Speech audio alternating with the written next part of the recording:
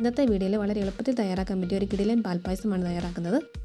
അതിനുവേണ്ടി 1/4 കപ്പ് പച്ചരി നന്നായി കഴുകിയ ശേഷം അരമണിക്കൂർ വെള്ളത്തിൽ കുതിരാൻ ഇടുക. അരി കുതിർന്ന് കഴിഞ്ഞ് ഇതുപോലെ ഞവടിയ ശേഷം വെള്ളം ചേർത്ത് 1/4 ഭാഗം വേവിക്കാൻ വയ്ക്കുക.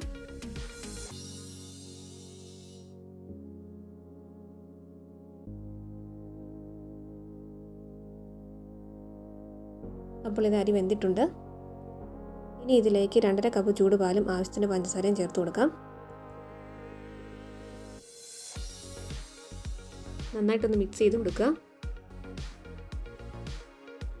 ഇനി ഒന്ന് കുറുകി വന്നതിന് ശേഷം 1 ടീസ്പൂൺ ഏലക്ക പൊടിച്ചതും നെയ്ക്കകത്ത് കുറച്ച് അണ്ടിപ്പരിപ്പും മുന്തിരിങ്ങയും ഫ്രൈ ചെയ്തതും കൂടി ഇട്ട് കൊടുക്കാം.